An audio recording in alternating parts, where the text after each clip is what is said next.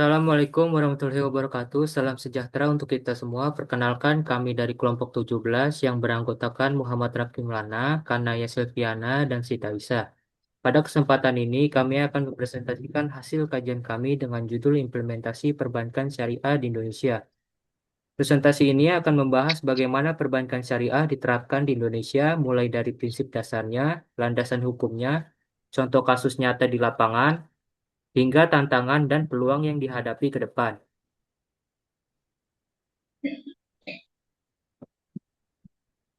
Baik, kita mulai dari latar belakangnya. Seperti yang kita ketahui bersama, Indonesia adalah negara dengan populasi umat Muslim terbesar di dunia. Karena itu, kebutuhan masyarakat akan sistem keuangan yang sesuai dengan syariat Islam sangat tinggi. Banyak masyarakat yang sebenarnya ingin menghindari perbankan konvensional karena di dalamnya mengandung unsur riba, garar, dan maisir, yang ketiganya dilarang di dalam ajaran Islam. Perbankan syariah sendiri resmi hadir di Indonesia sejak berdirinya Bank Muamalat Indonesia pada tahun 1992 sebagai bank syariah pertama di tanah air. Nah, selama lebih dari 30 tahun perjalanannya, perbankan syariah terus tumbuh pesat, namun penerapannya di lapangan ternyata masih menghadapi berbagai tantangan yang perlu kita kaji lebih dalam. Dan itu yang akan kita bahas di slide-slide berikutnya. Sebelum masuk ke tantangannya, mari kita pahami dulu apa sebenarnya prinsip dasar yang membedakan perbankan syariah dengan perbankan konvensional. Slide selanjutnya akan dibahas oleh rekan saya yaitu Siti Aisyah. Untuk Siti Aisyah, waktu dan slide-nya silakan. Baik, terima kasih moderator. Selanjutnya yaitu di slide ini ada dua sisi yang perlu kita pahami. Prinsip utama dan larangan mutlak. Untuk prinsip utama ada 3 poin. Yang pertama yaitu semua transaksi dalam perbankan syariah menggunakan akad atau perjanjian yang disepakati bersama secara jujur dan adil oleh kedua belah pihak. Lalu yang kedua, setiap transaksi selalu didukung oleh aset nyata dan kegiatan usaha yang bermanfaat serta hal halal, jadi tidak ada transaksi yang sifatnya spekulatif atau fiktif. Lalu yang ketiga ada keuntungan maupun kerugian ditanggung bersama sesuai kesepakatan. Bukan dijamin sepihak seperti bunga, tetap di bank konvensional. Nah, di sini sebelahnya ada larangan mutlak yang harus dihindari, yaitu satu, riba, yaitu setiap tambahan atau keuntungan yang diwajibkan di awal dalam transaksi pinjam-meminjam. Lalu ada garar, yaitu ketidakjelasan atau ketidakpastian dalam isi perjanjian dan objek transaksi.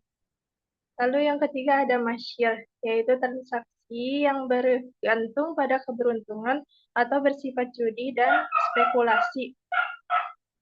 Jadi bisa disimpulkan, perbankan syariah itu berjalan di atas prinsip keadilan, kejelasan, dan keterbukaan antara bank dan nasabah.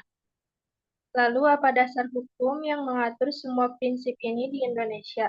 Dan siapa saja yang mengawasinya? Kita lanjut ke slide berikutnya.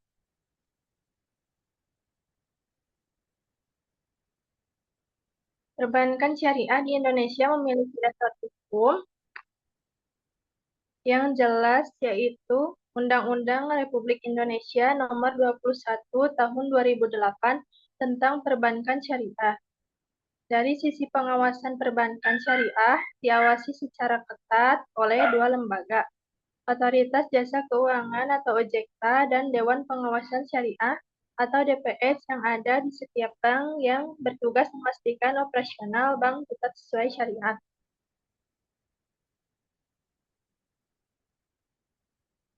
Untuk bentuk lembaganya sendiri ada 3 jenis di Indonesia, yaitu Bank Umum Syariah atau BUS, contohnya BSI, Bank Muamalat, dan Bank Aladin Syariah.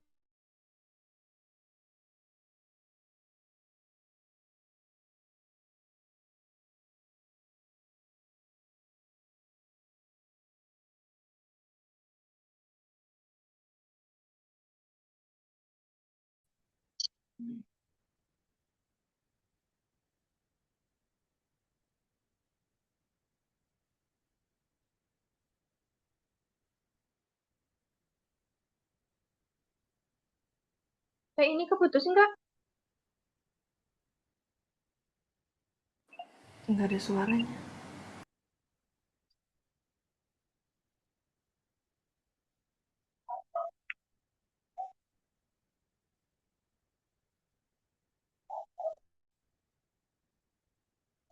Zoom-nya keputus kah?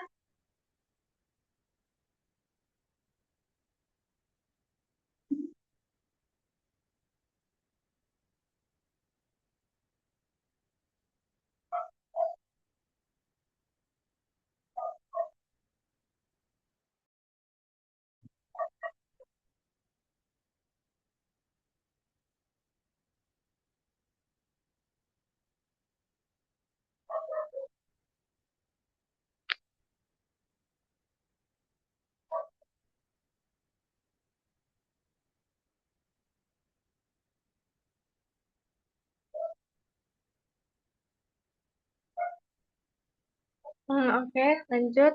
Setelah memahami landasan hukum dan bentuk lembaganya, sekarang kita akan masuk ke bagian yang lebih konkret, yaitu studi kasus penerapan pembiayaan syariah di lapangan. Kita mulai dari pembiayaan murabahah. Contoh kasus pertama adalah pembiayaan pembelian kendaraan bermotor di Bank Syariah Indonesia atau BSI. Mekanisme kerjanya seperti ini. Nasabah menyampaikan keinginan untuk membeli kendaraan, kemudian bank memberi kendaraan tersebut secara penuh kepada penjual. Setelah itu, bank menjualnya kembali kepada nasabah dengan harga yang terdiri dari harga beli bank ditambah keuntungan yang sudah disepakati di awal. Ciri khas dari akad murabahah ini adalah harga jual dan jangka waktu pembayaran ditetapkan sejak awal dan tidak akan berubah sama sekali sampai lunas. Jadi tidak ada istilah bunga yang berubah-ubah. Bahkan denda keterlambatan pun tidak menjadi keuntungan bank. Denda tersebut hanya disalurkan untuk dana sosial, bukan masuk ke kantong bank. Selain murabaha, ada juga skema pembiayaan lain yang sifatnya kemitraan, yaitu musyarakah. Mari kita lihat contoh kasusnya.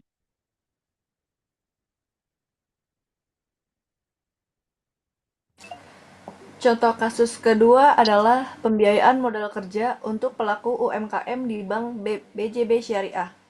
Berbeda dengan murabah tadi, mekanisme musyarakah ini berbentuk kerjasama kemitraan antara bank dan nasabah, di mana kedua belah pihak sama-sama menyetorkan modal untuk menjalankan usaha. Untuk pembagian hasilnya, keuntungan dari usaha dibagi sesuai dengan nismah atau persentase yang sudah disepakati bersama di awal. Dan ini tidak harus sama persis dengan porsi modal masing-masing. Sedangkan untuk penanganan kerugian, jika usaha mengalami kerugian, maka kerugian tersebut ditanggung sebanding dengan porsi modal yang masing-masing pihak setorkan. Jadi prinsipnya benar-benar berbagi risiko dan keuntungan secara adil. Setelah melihat dua contoh implementasi di lapangan tadi, sekarang kita akan membahas tantangan apa saja yang masih dihadapi perbankan syariah dalam penerapannya di Indonesia. Meskipun sudah berjalan lebih dari 30 tahun, perbankan syariah di Indonesia masih menghadapi setidaknya 4 tantangan utama. Yang pertama, tingkat literasi dan pemahaman masyarakat tentang seluk-beluk produk syariah masih tergolong rendah. Banyak yang menganggap perbankan syariah itu sama saja dengan bank konvensional, padahal secara prinsip jelas berbeda. Yang kedua, perbankan syariah harus bersaing ketat dengan perbankan konvensional yang sudah beroperasi puluhan tahun, memiliki jangkauan yang jauh lebih luas dan lebih dikenal masyarakat. Yang ketiga, ketersediaan tenaga kerja profesional yang menguasai sekaligus ilmu perbankan dan hukum syariat Islam masih sangat terbatas. Dan terakhir, sosialisasi serta promosi produk perbankan syariah ke berbagai daerah belum merata dengan baik, terutama di luar kota-kota besar. Di balik tantangan-tantangan tadi, sebenarnya ada peluang besar yang bisa dimanfaatkan. Mari kita lihat di slide berikutnya.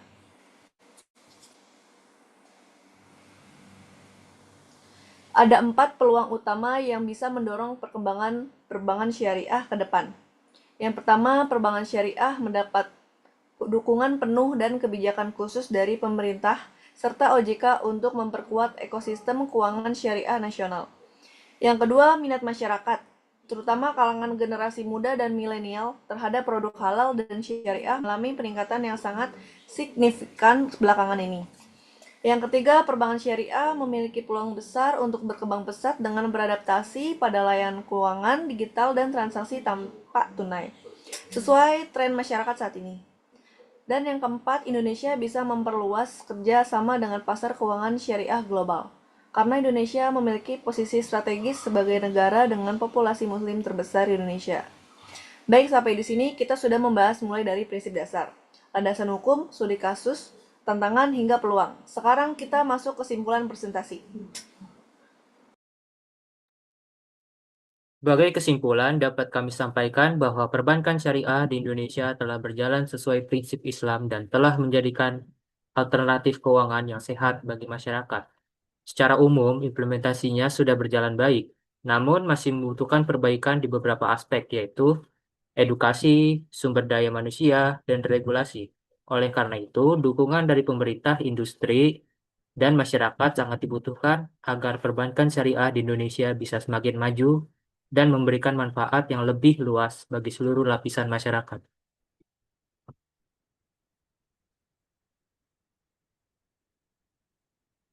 Demikian presentasi dari kami, kurang lebihnya mohon maaf. Wassalamualaikum warahmatullahi wabarakatuh.